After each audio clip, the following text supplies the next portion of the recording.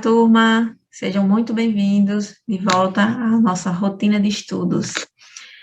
Depois desse pequeno recesso, né, um recesso merecido, espero que vocês possam retornar bem motivados e cientes da importância de vocês nesse processo educacional. Bem, a aula de hoje, nós iremos identificar a presença de locuções verbais nas sentenças, investigar o efeito de terem sido utilizadas locuções verbais e não verbos como forma de expressão. Mas, afinal, verbo e locução verbal são a mesma coisa? Na verdade, não há diferença de categoria entre verbo e locução verbal. Trata-se da mesma classe de palavra, mas que pode gerar sentidos distintos e específicos. Vamos observar? Então, a locução verbal é o conjunto formado de um verbo auxiliar mais um verbo principal. O verbo principal, o último termo da locução, vem sempre na forma nominal, que é infinitivo, gerúndio ou particípio, e traz a ação principal que se quer transmitir. E qual é a diferença entre verbo e locução verbal? Verbos e locuções expressam ação, estado, mudança de estado e fenômeno da natureza. A diferença é que para expressar tais processos, no caso da locução verbal, são usadas mais de uma palavra. Assim, ao invés de dizermos, você dança muito bem, na qual dança é o verbo, quando usamos a locução verbal, nós dizemos, você está dançando muito bem, na qual está é o verbo auxiliar, né? E dançando é o verbo principal no gerúndio. Mas agora iremos ler alguns audós, né, para entender um pouco sobre o uso dos verbos e das locuções verbais. Vamos discutir o número de audós em São Paulo? Vamos. Vamos discutir o que é prioridade tirar das ruas? Vamos. Com menos audós nas ruas, você pode ver melhor a cidade. Só o banho de chuva não iria deixar a cidade mais limpa. Homenagem aos 453 anos de São Paulo. Esses outdoors, eles fazem parte da campanha Cidade Limpa, e é a expressão pela qual ficou conhecida uma lei que passou a vigorar em 2007. Trata-se da Lei Municipal 14.223, de 26 de setembro de 2006, proposta pelo então prefeito Gilberto Kassab, que pretende combater a poluição visual, regulando a formatação e a instalação de outdoors na cidade. Observem, né, o uso de locuções verbais, no primeiro outdoor, vamos discutir, no segundo, pode ver, e no terceiro, iria deixar, deixa as frases mais leves, mais sugestivas. Então, se fossem utilizados verbos, né, ficaria, discutamos o número de outdoors na cidade, né? Ou, com menos outdoors nas ruas, você vê melhor a cidade. Então, as frases elas seriam mais contundentes, né, impondo ao leitor uma ideia. Então, faça uma reflexão, né, sobre a característica utilizada na linguagem publicitária, né? A publicidade, ela se vale de recursos para chamar a atenção do leitor, sem, no entanto, confrontá-lo, né? Se a gente fosse comparar, né, as frases utilizadas nos outdoors, né, com as frases escritas apenas com verbos, o sentido continuaria igual? Não, né? Mudaria o nível de formalidade da linguagem, né? Se você estivesse na rua e lesse os 3 outdoors, você preferiria ler os textos com locução ou com verbos? Por quê? Na linguagem coloquial, o que é que nós utilizamos mais? E se você fosse o publicitário que criou esses outdoors, como você explicaria o motivo pelo qual você escolheu utilizar locuções? São só provocações, tá certo? Vamos lá, agora vocês vão pegar o livro de vocês, na página 70, e vamos reler os versos do poema Palavras de Amor, né? Observando os verbos destacados. Se te chamo, baby, você nem liga. Apaga meus textos, apaga meus traços, acende meus passos em laços de amor.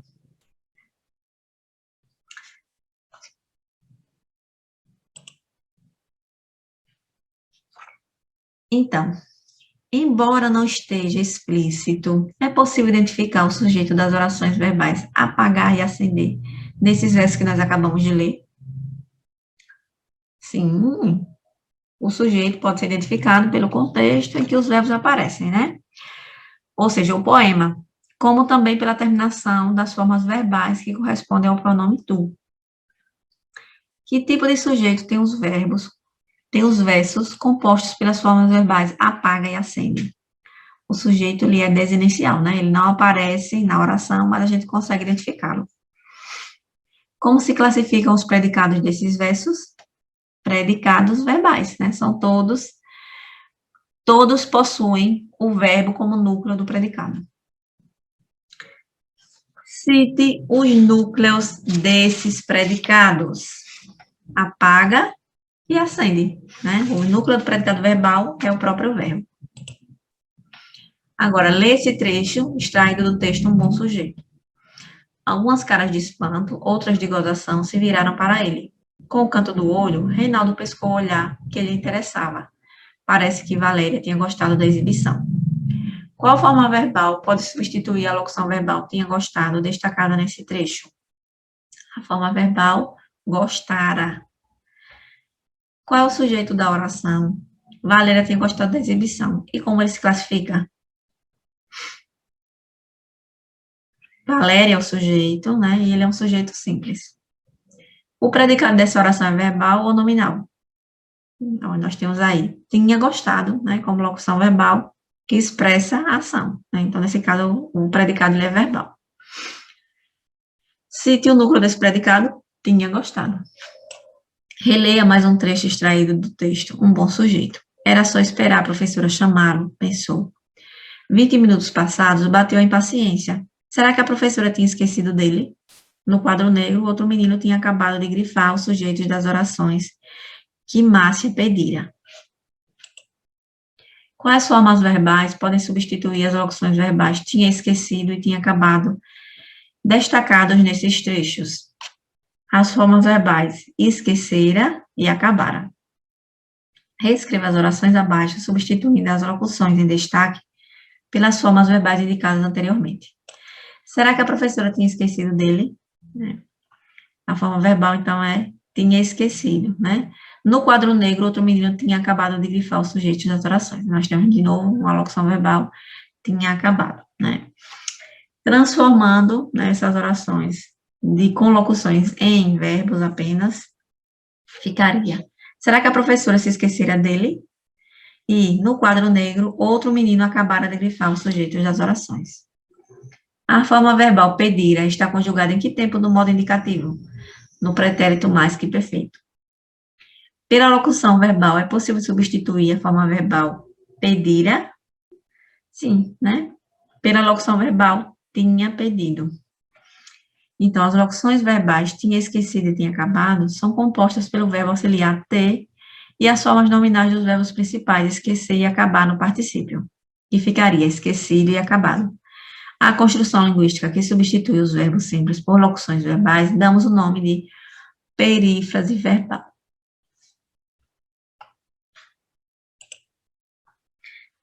Releia esse trecho do texto Um Bom Sujeito. Observando as formas verbais destacadas. A classe estava de queixo caído. Será que Reinaldo tinha tomado chá de enciclopédia? Até Márcia estava calada. Muita gente ficou de orelha em pé para escutar a resposta. Márcia ainda não ensinara a classificação do sujeito. Para a maioria da turma, esse assunto não podia ser coisa fácil. Agora responda. Em qual desses trechos a forma verbal constitui uma perífrase? Explique. No trecho 1, né, a forma verbal tinha tomado é formada pelo verbo auxiliar ter e pelo verbo principal tomar no particípio. Trata-se de uma perífrase ou uma locução verbal, que quer dizer a mesma coisa. Reescreva a frase. Márcia ainda não ensinara a classificação do sujeito, substituindo a forma verbal destacada por uma perífrase verbal. Márcia ainda não tinha ensinado a classificação do sujeito. Simples assim, né? No uso cotidiano da língua, você acha que é mais comum usarmos a forma verbal ensinara ou a perífrase verbal tinha ensinado? Então, é mais comum usarmos a perífrase verbal tinha ensinado, né? No caso específico do pretérito mais que perfeito, trata-se de um tempo verbal pouco usado no português do Brasil. Agora, observe, a classe estava de queixo caído. Será que Reinaldo tinha tomado chá de enciclopédia? Até Márcia estava calada. A classe estava de queixo caído. Será que Reinaldo tomara chá de enciclopédia? Até Márcia estava calada. Percebam a diferença de significação, né? Entre a primeira enunciado e o segundo enunciado. Só houve aí a mudança, né? Da locução pela forma verbal tomara. Mas houve alteração na significação, né? Em sua opinião, que efeito de sentido o uso do verbo tomar em sua forma composta? Tinha tomado, né, que é uma perífrase, e em sua forma simples, tomara, traz a mensagem passada nessas orações. Observaram que na forma simples, o verbo tomar torna a mensagem mais formal, enquanto na forma composta, né, esse nível de formalidade é menor, por ser bastante comum no emprego da língua o uso de locuções verbais ou de perífrases verbais. Chegamos ao final da nossa aula. Espero que vocês tenham compreendido um pouco da diferença entre o uso de uma perífrase ou locução verbal e de uma forma verbal simples. Gratidão e até mais.